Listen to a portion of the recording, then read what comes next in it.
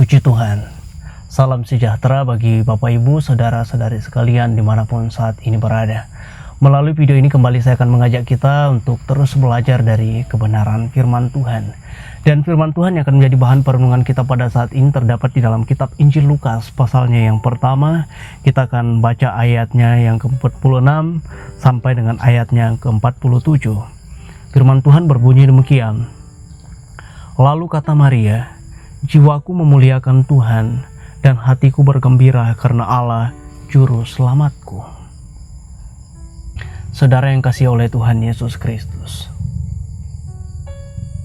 kita patut bersyukur kepada Tuhan, karena kita bisa ada sampai saat ini, di penghujung tahun 2021 ini. Itu semua karena berkat dan pertolongan Tuhan yang terus melimpah di dalam kehidupan kita. Saya percaya bahwa sepanjang tahun ini ada begitu banyak berkat-berkat Tuhan yang Tuhan curahkan di dalam kehidupan kita. Entah mungkin itu dalam kehidupan keluarga, dalam pekerjaan, atau dalam kehidupan pribadi masing-masing kita. Dan semua itu perlu kita syukuri di hadapan Tuhan. Dalam sepanjang tahun ini ada begitu banyak suka dan duka yang kita mampu lewati. Kita percaya bahwa semua itu bisa tercapai karena anugerah Tuhan yang terus melimpah di dalam hidup kita. Nah, terlebih lagi saudara, kita sebagai orang yang percaya kepada Kristus, bahwa saat ini kita sedang berada pada minggu-minggu Advent, di mana kita menanti-nantikan bahwa kita akan merayakan hari kelahiran Kristus. Dan terlebih daripada itu, saat ini kita sedang berada pada masa penantian di mana Kristus akan datang kali yang kedua sebagai mempelai untuk gerejanya. Nah, oleh karena itu, saudara, kita perlu menyadari bahwa kita tidak akan tinggal diam begitu saja di masa-masa penantian ini. Melainkan ada hal-hal yang perlu kita lakukan. Ada bagian-bagian penting yang harus kita kerjakan agar di masa penantian ini kita tidak tinggal sebagai orang Kristen yang vakum, melainkan menjadi pribadi yang siap menyambut kedatangan Kristus kali yang kedua di dalam dunia ini. Nah, oleh karena itu, melalui ayat pembacaan yang kita sudah baca tadi, setidaknya ada dua bagian penting yang Maria lakukan di masa ia menantikan Kristus lahir ke dalam dunia ini, yang patut menjadi teladan bagi kita. Tapi sebelum kita melihat apa yang Maria lakukan dalam masa penantiannya, saudara, perlu kita juga ketahui bahwa arti nama dari Maria itu adalah pahit.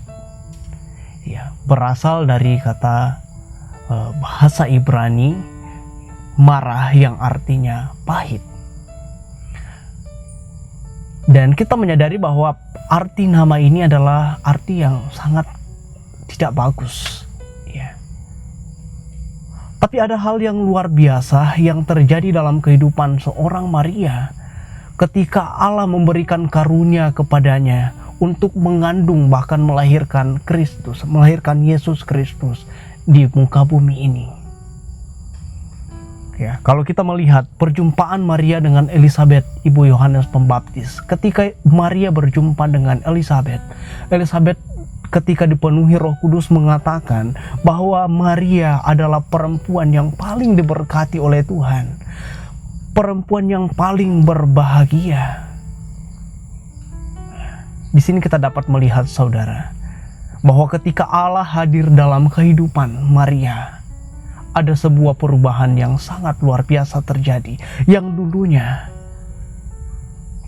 arti namanya pahit atau tidak baik, sekarang menjadi orang yang sangat diberkati oleh Tuhan. Ada perubahan yang begitu drastis terjadi dalam kehidupan Maria. Nah, ini menjadi sebuah pelajaran yang sangat luar biasa dalam kehidupan kita, saudara. Bahwa ketika kita menerima Kristus, ketika Kristus datang di dalam kehidupan kita, hadir di dalam pribadi kita, perubahan akan terjadi. Yang dulunya kita adalah hamba dosa. Yang dulunya dikatakan bahwa upah dosa adalah maut, kebinasaan. Sekarang ketika kita menerima Kristus dan Kristus datang ke dalam dunia ini menyatakan dirinya kepada kita, kita dikatakan sebagai orang merdeka, orang yang diselamatkan. Jadi di sini kita melihat bahwa terjadi sebuah perubahan yang sangat luar biasa. Ya. Nah, sekarang kita akan melihat apa yang dilakukan oleh Maria di masa-masa penantiannya menantikan kelahiran Yesus ke dalam dunia ini. Saudara yang kekasih dalam Tuhan, dalam ayat yang 46 dikatakan, lalu kata Maria, jiwaku memuliakan Tuhan. Nah, saudaraku, kalau kita mempelajari kata memuliakan dalam salinan bahasa Yunani, di sana menggunakan kata megaluno yang artinya memuliakan, membesarkan, meninggikan, memaksyurkan, dan menunjukkan penghormatan yang tertinggi kepada Allah. Di sini kita dapat melihat, saudara, bahwa yang dilakukan oleh Maria di masa ia menantikan kelahiran Yesus di muka bumi ini adalah ia memuliakan Tuhan. Di dalam pujiannya ia mengatakan, jiwaku memuliakan Tuhan, jiwaku meninggikan Tuhan, jiwaku membesarkan nama Tuhan, memberikan penghormatan yang tertinggi kepada Allah. Dan itu dapat menjadi suatu teladan yang sangat luar biasa bagi kita yang hidup di zaman ini, di mana kita sedang menantikan kedatangan Kristus kali yang kedua. Kita juga dituntut untuk selalu mempermuliakan nama Tuhan di dalam kehidupan kita. Kita dituntut untuk selalu menghormati Tuhan, memberikan penghormatan yang tertinggi kepada Allah. Kita dituntut untuk selalu memasyurkan nama Tuhan di dalam kehidupan kita, meninggikan Tuhan. Dan kita perlu ketahui, saudara, bahwa memuliakan Tuhan, meninggikan Tuhan, membesarkan Tuhan, itu bukan hanya sekedar keluar dari mulut bibir kita saja. Bukan hanya ketika kita sedang berada di dalam perkumpulan orang-orang Kristen di dalam sebuah gereja lokal, kita mengatakan bahwa saya memuliakan Tuhan melalui puji-pujian kita saat dalam ibadah. Tetapi terlebih daripada itu, saudara, memuliakan Tuhan kita dapat lakukan ketika kita sedang berada di mana kita beraktivitas setiap hari. Mungkin di dalam pekerjaan saudara dapat mempermuliakan Tuhan. Di dalam aktivitas yang lain, mungkin di dalam sekolah, di dalam perkuliahan saudara, di sana kita dapat mempermuliakan nama Tuhan. Dengan cara apa? Dengan menunjukkan karakter Kristus melalui kehidupan kita. Karena ketika orang yang belum mengenal Kristus melihat perbuatan-perbuatan kita yang mencerminkan pribadi Kristus, mereka akan mempermuliakan nama Tuhan. Dan itu menjadi suatu kewajiban bagi kita yang hidup di akhir zaman ini. Ya. Lalu pelajaran yang lain, saudara, Maria disebut sebagai wanita yang paling berbahagia. Ya, bisa saja Maria membangga-banggakan dirinya. Kenapa? Dia akan melahirkan raja di atas segala raja. Bisa saja Maria membesar-besarkan namanya, menyombongkan dirinya. Tetapi Maria tidak melakukan hal demikian. Yang dilakukan oleh Maria justru dia meninggikan nama Tuhan. Justru dia mempermuliakan nama Tuhan, mengagungkan nama Tuhan. Saudaraku, saya tidak tahu ada berapa banyak prestasi yang kita capai selama 1 tahun ini. Ada begitu banyak hal-hal yang luar biasa mungkin kita sedang nikmati di penghujung tahun ini karena usaha kita dalam sepanjang tahun ini. Tapi jangan sampai justru semua itu membuat kita tidak bisa mempermuliakan nama Tuhan. Justru kita membangga-banggakan diri, mau menyombongkan diri. Mari kita belajar dari kehidupan Maria. Meskipun ia disebut sebagai orang yang berbahagia, tetapi ia tetap mempermuliakan nama Tuhan. Kesombongan dapat menjadi sebuah ancaman yang besar bagi kita untuk terpisah daripada Tuhan.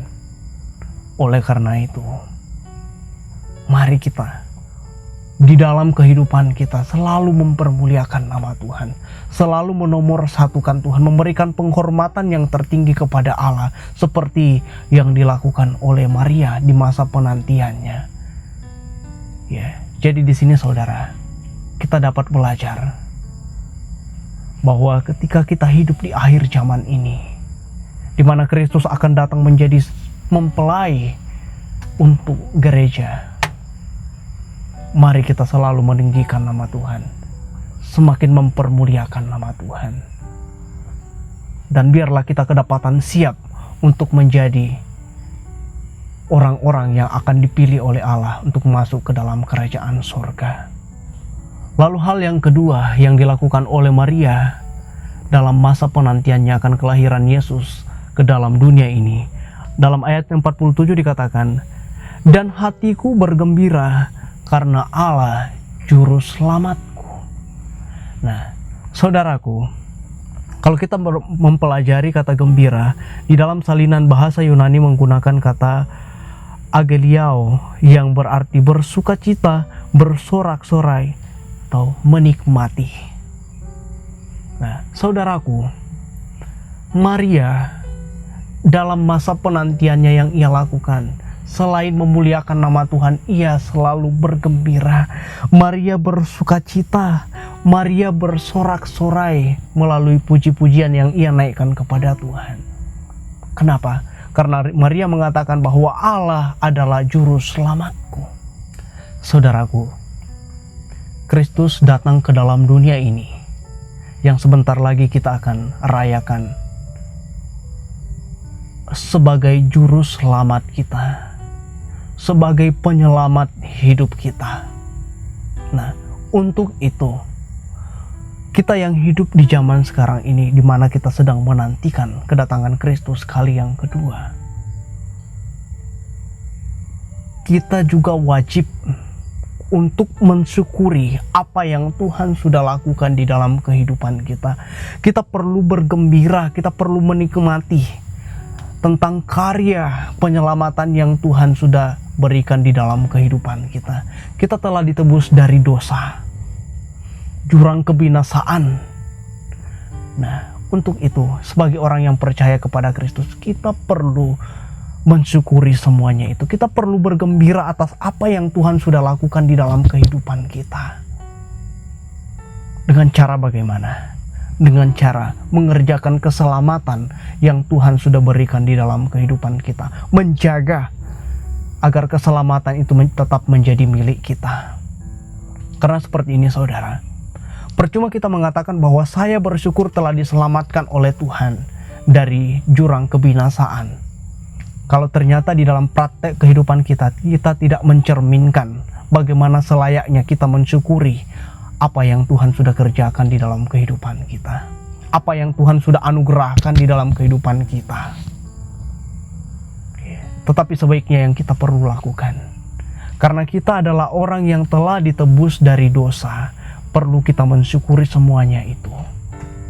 Dengan cara seperti apa? Seperti yang saya katakan tadi, dengan cara tetap menjaga agar keselamatan itu menjadi milik kita. Dengan cara mengerjakan keselamatan yang Tuhan sudah anugerahkan kepada kita. Mensyukuri bukan hanya sebatas keluar dari mulut bahwa Tuhan saya bersyukur, tetapi perlu sebuah tindakan yang nyata saudara. Jadi saudara yang kekasih dalam Tuhan, kita orang-orang percaya yang hidup di akhir zaman ini, mari kita belajar dari apa yang Maria lakukan di masa penantiannya. Dalam hidup kita, mari kita selalu mempermuliakan nama Tuhan, meninggikan nama Tuhan, memberikan penghormatan yang tertinggi kepada Allah, dengan cara di dalam hidup kita selalu mempraktekkan, mencerminkan karakter Kristus dalam hidup kita sehari-hari, dalam aktivitas kita. Selain itu, mari kita mensyukuri keselamatan yang Tuhan sudah berikan kepada kita. Bukan hanya sekedar ucapan, tetapi perbuatan kita yang nyata, di mana kita menjaga atau mengerjakan keselamatan yang Tuhan anugerahkan kepada kita. Dan biarlah ketika Kristus datang kali yang kedua di dalam dunia ini sebagai mempelai bagi gereja-gerejanya, kita kedapatan sebagai pribadi yang siap untuk memasuki kerajaan surga bersama-sama dengan Kristus. Kiranya Roh Kudus memampukan kita untuk memahami dan melakukan firman Tuhan ini. Amin.